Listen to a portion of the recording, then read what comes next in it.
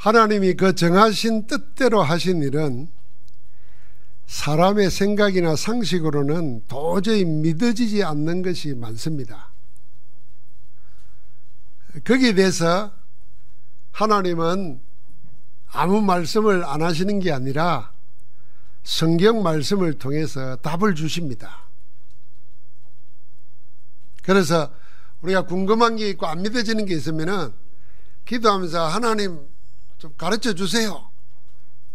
왜 이래요? 그러지 말고 말씀 보면은 그 속에 답이 있습니다. 찾아내면 됩니다. 그 많은 믿어지지 않는 것 중에는 교회 다니는 사람, 신앙인들조차도 쉽게 믿지 못하는 게 있습니다. 그게 이제 로마서를 통해서 묻고 답을 했습니다. 그 첫 번째는 이런 거였습니다. 아니, 세상 만사는 다 뭔가를 해야 보상으로 뭘 얻는데 어떻게 제사함 받는 거를 아무것도 한 것이 없는데도 제사함을 받고 하나님 자녀가 된다는 말인가? 이게 안 믿어지는 겁니다. 우리가 살아가면서 다 뭔 지불을 해야 대가를 받는 거잖아요. 구원도 그리 받는 거라 생각하는 거죠. 그러니까 하나님이 하시는 일이 안 믿어지는 거예요. 믿음으로 어렵게 된다? 안 믿어지는 거예요. 행위로 뭘 해서 하는 거면 믿어질 텐데. 이건 아주 기독교 신앙의 근본이 되는 겁니다. 그게 이신청이 교리라 그럽니다. 믿음으로 말미암아 어렵게 된다는 거예요. 이 기독교 신앙의 가장 중요한 기둥입니다. 두 번째는 이런 문제예요.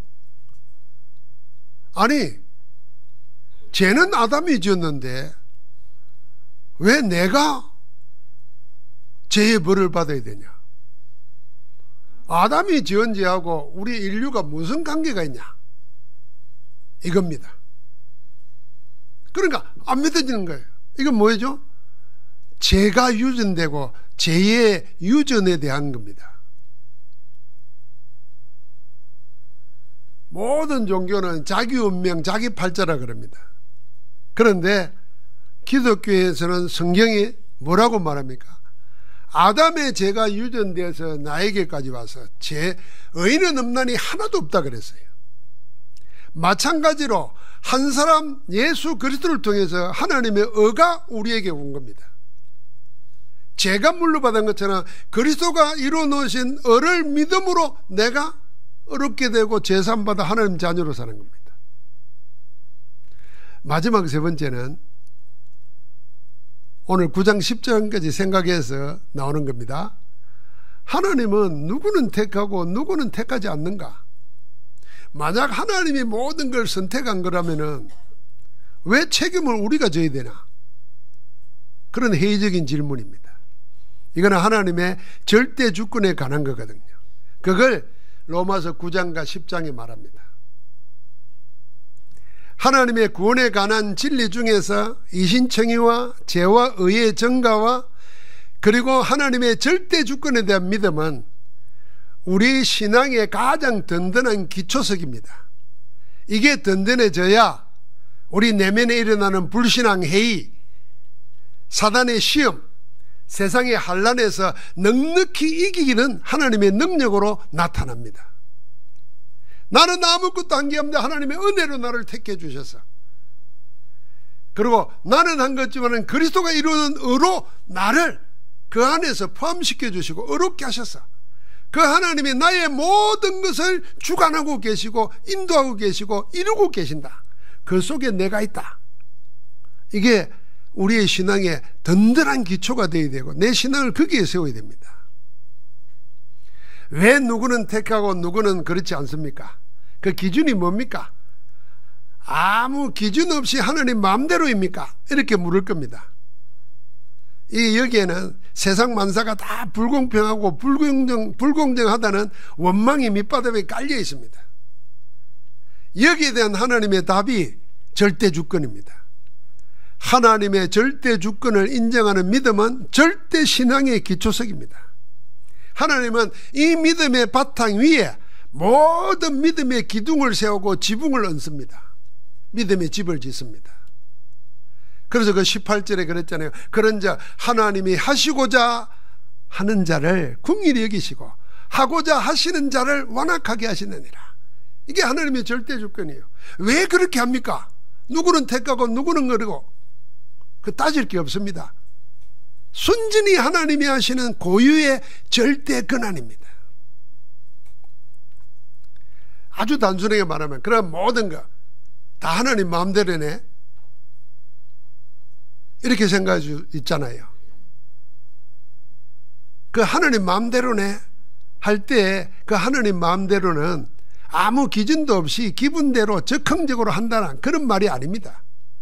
좀 더 품격 있게 말하면 하나님의 모든 일을 그 정하신 뜻대로 하신다는 겁니다. 이거는 사람도 마찬가지잖아요. 여러분과 나도 아무렇게나 사는 사람은 아무 계획이 없습니다. 그러니까 아무렇게나 살죠. 그러니까 되는 것도 아무것도 없죠. 그러나 모든 것이 되어지는 사람은 다 계획을 세웁니다. 그 계획에 따라서 스케줄도 조정하고 경비도 조정하고 만남도 조정합니다. 그러면 이 우주 만물을 지으시고 운행하시는 하나님께서 아무 계획도 없이 하나님 기분에 따라서 이랬다 저랬다 하겠습니까? 그래서 그 절대 주권이라 그 말입니다. 여러분과 나의 미래, 우리의 영혼에 관계되는 거예요. 여러분과 나는 몰라요. 우리는 세상 살아가면서 죽으면 끝이다 그러잖아요. 죽으면 끝입니까? 불교식으로 말하면 꽃깃만 서줘도 인연이 있다는데 이 인연은 끊어지지 않고 계속된다는데 죽음에 끝나는 게 아니에요. 영원한 영생이 있고 영원한 삶이 있어요. 인간은 영원한 존재예요. 그렇게 만들어졌어요. 그런데 우리가 그 영원한 걸 계획할 수 있습니까? 몰라요. 뭔지를 몰라. 하루 뒷날 내일 일어날 일도 몰라요. 아니 요 다음에 일어날 일도 몰라요. 그런데 누가 나의 미래를 나의 영혼을 계획하겠습니까? 하나님이 계획하시고 우리를 그 계획 속에서 인도해 내신 겁니다. 구원하신 거예요.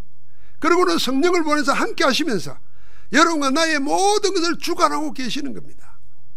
어떻게 할 수 있습니까? 그래서 우리에게 주신 게 살아있는 성취되는 말씀을 주시고 그거 속에서 하나님의 계획을 찾으려고 기도의 비밀을 알게 하시고 예배를 하게 하시고 그 안에서 확신 가지고 살도록 성령께서 역사하고 계시는 겁니다. 그걸 모르면 전부 다 내 생각 내 계획을 짭니다. 그래서 안 되는 거거든요. 여러분 하나님 마음대로 아닙니다. 그러면 여러분 거꾸로 말해 봅시다. 그럼 누구 마음대로 해야 되겠습니까? 내 마음대로 해야 되겠습니까? 아니면 옆 사람 마음대로 해야 되겠습니까? 요새는 애들도요 아버지 마음대로 하세요 이런 말 안 해요. 내 마음대로 하지. 아버지 왜 그래요 이러잖아요. 그럼 누구 마음대로 해야 되겠어요? 여러분 이 세상 역사를 나의 영혼을 누구 마음대로 해야 되겠어요? 목사님 나를 사랑하는 사람 마음대로 해야 안 되겠어요? 그럼 누가 여러분을 사랑해요? 여러분 사랑을 누가 여러분 사랑합니까? 없어요. 우리 남편 아직도 그렇게 착각합니까? 내 아이 없어요. 여러분과 나를 우리 표현대로 나보다 더 사랑해서 심지어는 자기 목숨을 내어주시기까지 사랑한 이는 하나님밖에 없어요. 그리스도밖에 없어요. 그 그리스도가 우리에 대한 절대 계획을 가지고 지금 함께 하시고 인도하고 계신단 말이에요. 그 절대 주권을 믿어야 돼요. 하나님 우리를 만들어 놓고 구원해 놓고 네 마음대로 살아라 그런 적이 없어요. 우리가 모르고 있는 그 시간에도 하나님은 세밀하게 간섭하고 인도하고 계셔서 되어지도록 역사하고 계시는 줄 믿습니다. 그래서 그렇게 묻지 않습니까? 하나님의 절대 주권 하나님이 하는 것에 대해서 불만 있는 사람에게 오늘 말합니다. 이 사람아 19절에 그랬어요. 네가 누구이기에 감히 하나님께 반문하느냐? 지음을 받은 물건이 지은 자에게 어찌 나를 이같이 만들었냐 말하겠냐 말이에요. 이렇게 말하는 사람이 있어요. 애들이 기분 나쁘고 이러면 아빠 왜 나를 낳았어요 이러잖아요. 우리도 다 그랬잖아요. 이런 사람이 있다니까. 근데 말도 안 되는 소리를 하는 거지. 그러면 그 아빠 뭐 뭐라 그러죠? 내가 낳고 싶어 낳아줬지 이러지. 그게 말이 안 되는 얘기예요. 그래서 우리가 되물어야 됩니다. 도대체 하나님의 정하신 뜻이 없다면, 정하신 뜻대로 되지 않는다면, 그래 누구 마음대로 돼야 되겠습니까? 누구 마음대로 되면 좋겠습니까, 여러분? 사람은 내 마음, 내 좋을 대로.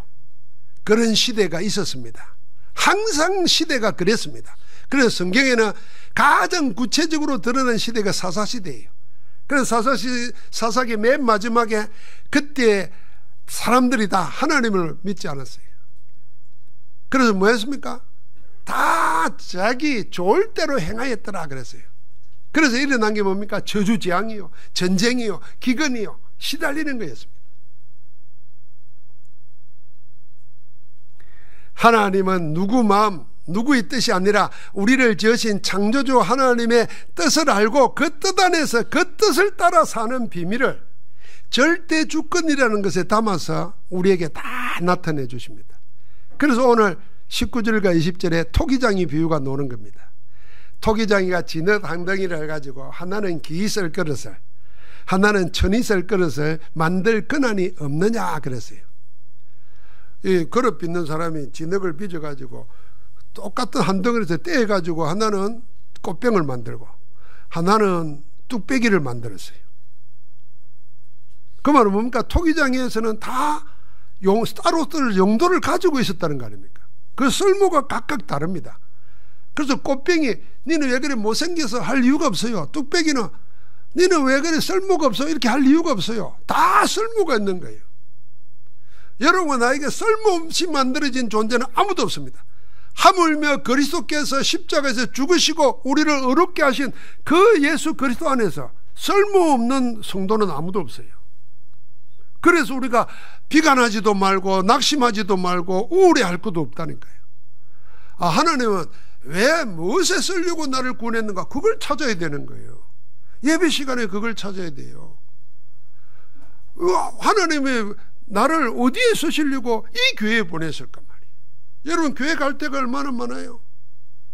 여러분, 우리가 막 좋은 교회 가면은 여러분 괜히 여러분과 내가 좀 고상한 사람처럼 보입니다. 우리가 막 낮은 천장에 살다가 한 20m 되는 천장에 쌍들레가 있고 막 대리석 깔려 있고, 그래서 구두를 신고 가면 또박또박 소리가 나고, 그런 데 가보세요. 갑자기 내가 걸레나 빨는 설거지는 하는 아줌마처럼 안 느껴진다니까요. 갑자기 귀족처럼 된다니까요. 그런데 왜 이 교회에 와 있습니까? 하나님의 쓸모가 다 있어요. 하나님의 이유가 있다는 겁니다. 그래서 23절에 보니까 하나님의 능력을 알게 하고자 하였어.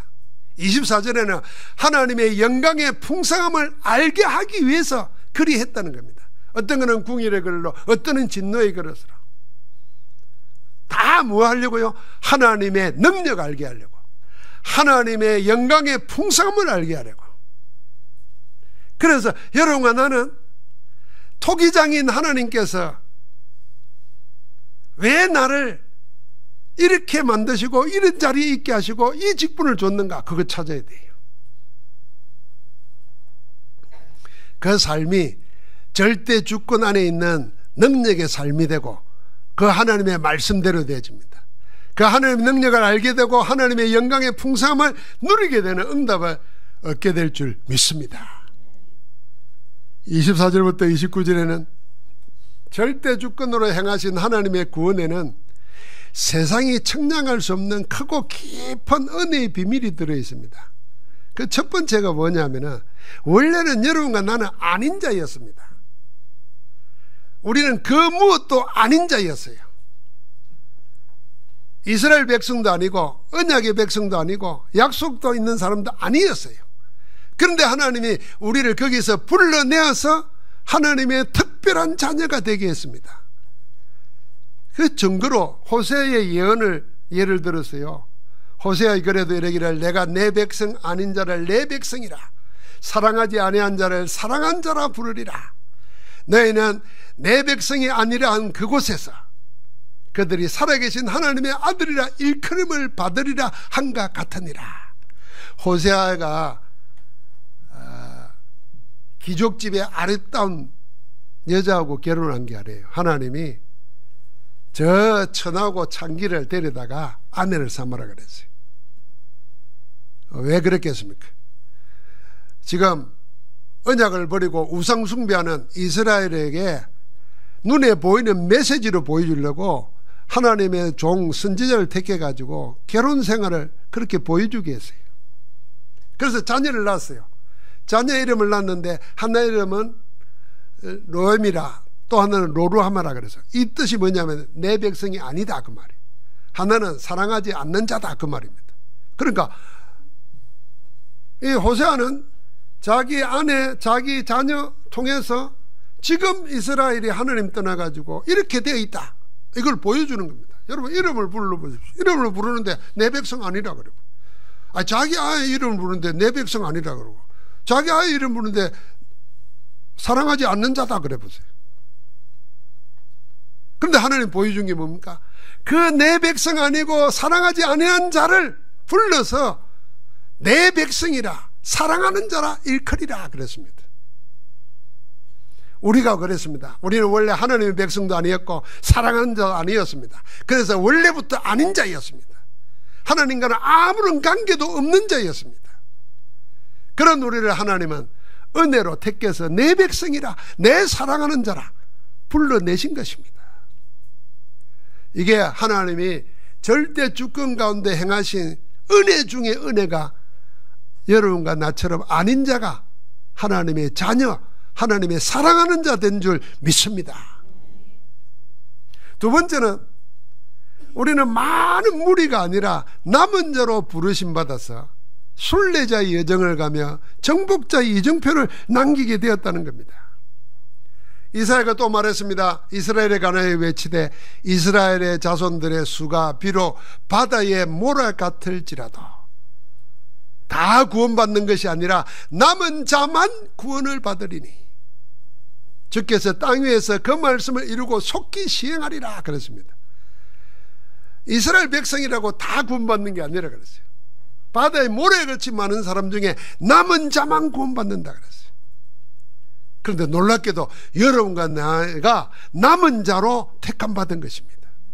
이것은 내가 원한다고 되는 것도 아니고 열심으로 다른 박질 한다고 된 것도 아니라 이 앞에 말했죠. 오로지 궁일이 여기시는 하나님의 은혜로 말미암아 그 은혜로 행하신 절대 주권으로 여러분과 내가 남은 자 된 겁니다.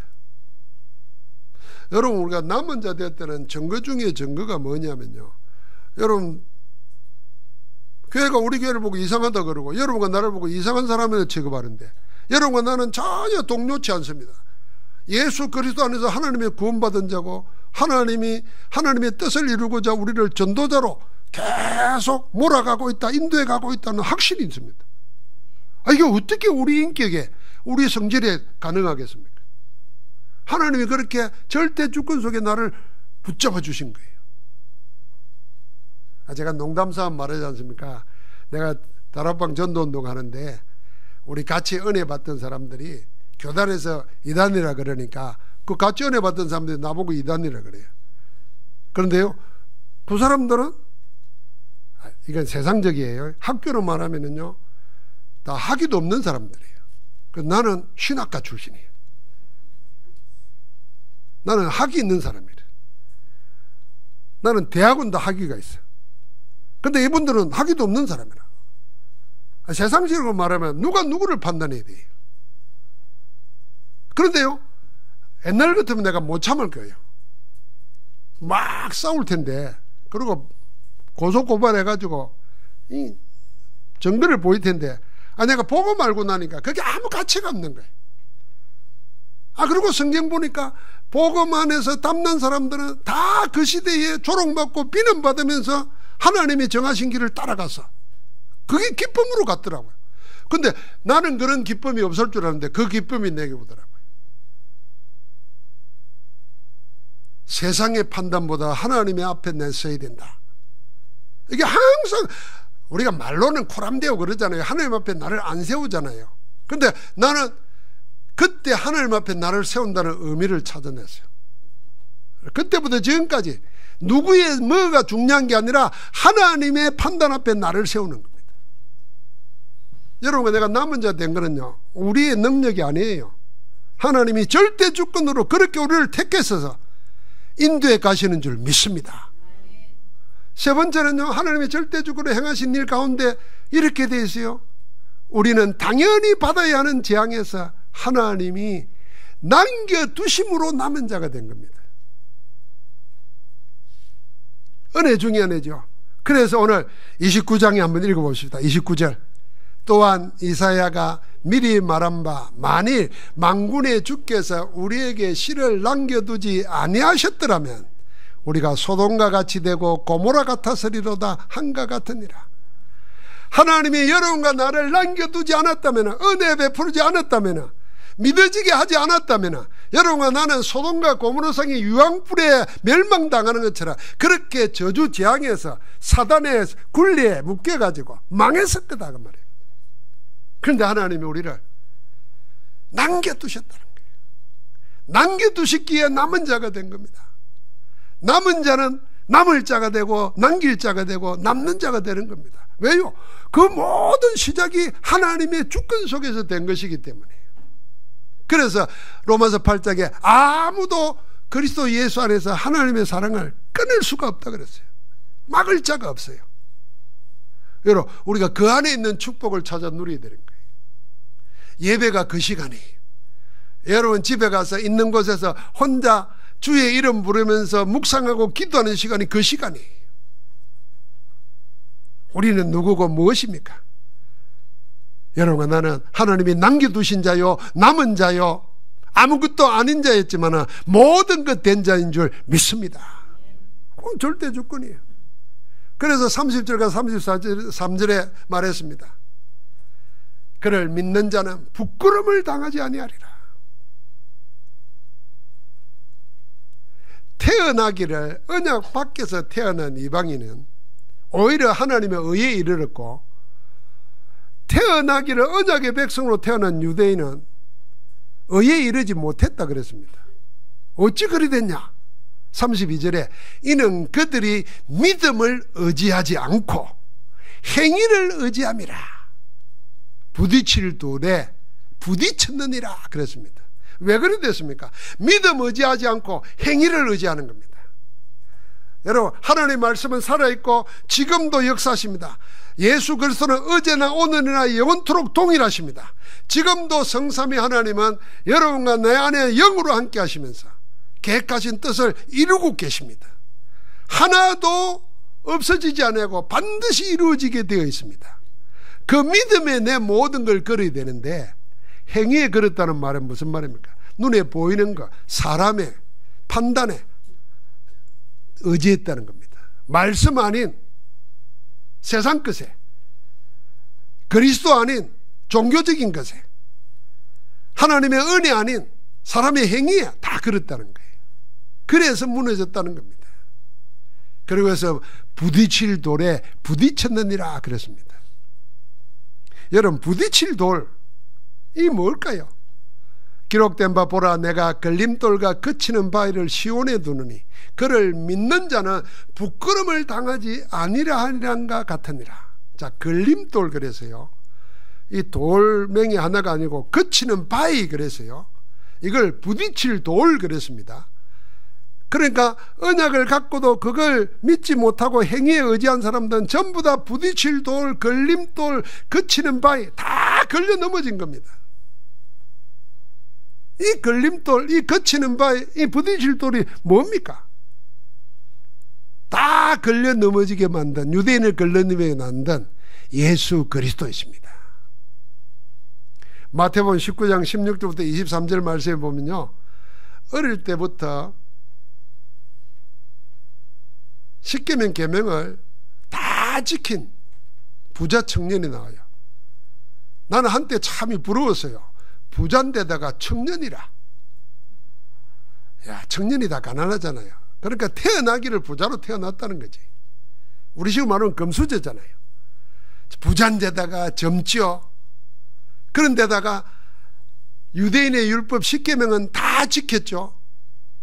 모자랄 게 없잖아요. 그런데 이 사람이 주님 찾아와서 물었어요. 주님, 내가 무슨 선한 일을 하여야 영생을 얻으리까 그랬어요. 아직도 뭡니까? 뭘 해야 뭘 얻는다고 생각하는 거죠. 은혜가 이해 안 되는 거예요. 그러니까 예수님이 참 아름답게 보시고는, 그래, 그러면은 10계명에 있는 걸 다 지켜 행하라. 그리고는 네 있는 재물을 가난한 자들에게 다 나눠주고 너는 나를 따르라 그랬습니다. 자, 예수님의 목적이 뭘까요? 그 재물 다 버리라 이거겠어요? 나를 따르라는 거겠어요? 나를 따르라는 거예요. 네가 영생을 얻고 싶다면 내가 길이요 진리요 생명이야. 나를 먹는 자는 영원히 사는 거야. 그래, 나를 줄게. 나를 따르라 이거예요. 그런데 방해되는 게 뭐냐? 네가 가지고 있는 재물이라, 네가 가지고 있는 행위라. 그거 버리고 이거 택하라는 겁니다. 그런데 이 부자 청년은 재물이 말한 거로 많음으로 근심하며 돌아갔다 그랬어요. 자, 이 돌아가고 나니까 예수님이 말한 겁니다. 예수님이. 그러니까 부자가 천국에 들어가는 것이 낙타가 바늘기 들어가면 어렵다 그런 거예요. 그러니까 제자들이 놀래가지고, 그럼 누가 구원받습니까? 제자를 또 모르는 거예요. 은혜로 구원받는다는 거야. 뭘 해야 구원받는다는 거예요. 돈이 우리를 구원 못 시켜요. 우리의 선행이 우리를 구원 못 시켜요. 다시 말하면 우리의 선행이, 우리의 돈이, 우리의 지식이 운명에서, 저주와 재앙에서, 사단에서, 지옥에서 못 빠져나오게 합니다. 그걸 해결할 수 있는 건 오직 그리스도밖에 없단 말이에요. 그래서 이 부자 청년은 그리스도에게 걸려 넘어진 겁니다. 세례 요한이 있었어요. 세례 요한은 예수님이 오는 길을 예배하러 온 자예요. 그걸 잘 아는 사람이었어요. 그런데 감옥에 갇히게 됐잖아요. 그런데 밖에 소문 들어보니까 예수님 가는 데마다 귀신이 쫓겨나고 병자가 낫고 막 사람이 모인다 그러니까 제자들을, 자기 제자를 예수님께 보냈어요. 예수님께 한번 물어봐라. 오실 그이가 메시아가 당신입니까? 아니면 우리가 다른 일을 기다리니까? 그러니까 세례 요한도 흔들린 거예요. 예수님이 메시아 그리스도로 오셨다는 데 대한 확신이 흔들린 거예요. 그렇게 제자를 보면서 물어봐라 그랬어요. 그래서 예수님 제자를 보고 말합니다. 너희가 본대로 가서 전해라. 눈먼 자가 눈을 뜨고 병든 자가 낫고 귀신이 쫓겨나가고. 그러면서 마지막에 말했습니다. 나로 말미암아 걸려 넘어지지 않는 자가 복이 있도다 그랬어요. 나로 말미암아 실족하지 않는 자가 복이 있다 그랬어요. 그러니까 세례 요한도 걸려 넘어질 뻔한 거예요. 여러분, 우리가 신앙생활 잘하다가 이 핑계 저 핑계 다 됩니다. 누구 때문에 뭐 때문에 합니다. 다 어디에 넘느냐? 그리스도 딱 요 복음에 넘어지는 겁니다. 그걸 뛰어넘어야 복음을 확인하게 되는데 그게 다 넘어지는 거예요. 여러분, 이 걸림돌, 이 부들치돌, 이 거치는 바위 항상 이 앞에 뒀습니다. 예수님이 누가복음 7장 23절에 바른 성경에는 뭐라고 했냐면 나 때문에 걸려 넘어지지 않는 자는 복이 있다 그랬어요. 예수가 그리스도십니다. 모든 문제를 해결하셨습니다. 하나님은 그리스도 안에서 모든 것을 다 끝내버렸습니다. 그렇다고 하면 복음 붙들고 그리스도 붙잡으면 모든 것이 그 안에 해답으로 나타나는 겁니다. 그런데 그게 안 되어지는 거죠. 그게 걸려 넘어지는 거예요. 사랑하는 성도 여러분, 사도 베드로가요, 베드로전서 2장 6절부터 8절을 읽고 우리가 그 다음에 9절이지 않습니까? 너희는 택하신 족속이요 왕같은 제사장이요 거룩한 나라요 그의 아름다운 덕을 선전하게 하려고 부르심 받은 자다. 그 우리의 정체성이잖아요. 그 앞에 뭐 했냐면 이 돌 이야기를 했습니다. 베드로전서 2장 6절에 성경에 기록된 바 보라 내가 택한 보배로운 모퉁이 돌을 시온에 두었노니 그를 믿는 자는 부끄러움을 당하지 아니하리라. 오늘 이 말씀을 바울이 한 말씀을 베드로도 그대로 전달했습니다. 그러므로 믿는 너희에게는 보배이나 믿지 않는 자들에게는 건축자들의 버린 그 돌이 모퉁이 돌이 되고, 똑같은 예수 그리스도가 누구에게는 보배인데 누구에게는 버림받았다 그랬어요. 부딪히는 돌과 걸려 넘어지게 하는 바위가 되었다 하였느니라. 그들이 말씀을 순종하지 아니함으로 넘어졌나니 이는 그들에게 이렇게 정하신 것이라. 다 걸려 넘어지는 결국은 돈이 아닙니다. 결국은 병이 아닙니다. 결국은 사람이 아닙니다. 결국은 교회가 아닙니다. 결국은 복음 앞에서 넘어지는 겁니다. 우리가 정직하게 하나님 앞에 봐야 되는 겁니다. 그래서 마지막 결론을 말한 겁니다. 그를 믿는 자는 부끄러움을 당하지 아니하리라. 그가 누굽니까? 예수 그리스도입니다. 예수가 그리스도이심을 믿는 자는 뭘 안 당한다고요? 부끄러움을 당하지 않습니다. 여러분, 부끄러움 당하지 않는다니까요. 수치를 당하지 않습니다. 모욕을 당하지 않습니다. 여러분과 나에게 이게 수치 같고 모욕 같습니까? 천만의 말씀. 저는 감사합니다. 왜냐하면요, 성경의 초대교회 성도들이 예수 그리스도를 믿는 신앙생활, 기독교인으로 살아갈 때 어떤 시대였습니까? 생명 걸고 믿는 시대였습니다.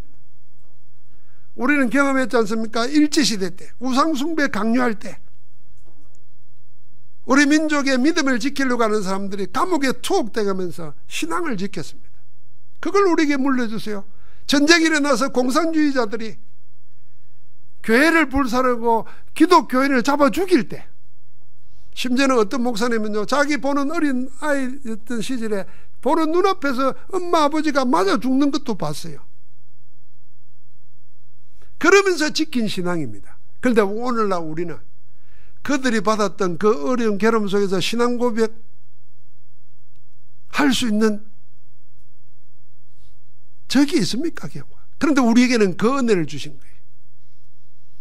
어떤 자리에서도 예수가 그리스도임을 고백할 수 있는 이 축복된 기회를 준 겁니다. 이게 아무나에게 주는 게 아니에요. 성경에 보니까 그런 사람들이 전부 다 하나님이 남겨두신 자요 남은 자라. 그럼 앞으로 그 자를 통해서 뭐요? 하나님의 모든 것을 회복시키려고 하는 겁니다. 여러분, 내가 그 안에 있습니다. 그래서 지금 뭘 찾아야 되나? 절대 주권 안에서 하나님이 나를 무엇에 쓰려고 만드셨는가? 무엇에 쓰려고 여기에 있게 하시는가? 무엇에 쓰려고 나를 이거에 맡겨주셨을까? 그거 찾는 겁니다. 그거 찾아서 그게 절대계획 찾은 거예요. 그러면 여러분과 내가 하는 게 아니에요. 24 하면 돼요.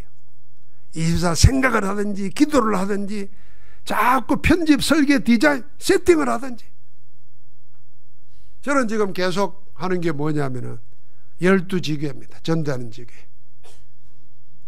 그러니까 듣고 보는 거 모든 걸 세팅합니다. 결론은 그걸 하기 위해서 하는 겁니다. 아, 어느 지역에 해야 될까? 어떤 장로님을. 그게 부족한 게 뭘까? 뭘 준비해야 될까? 계속 세팅하는 거예요.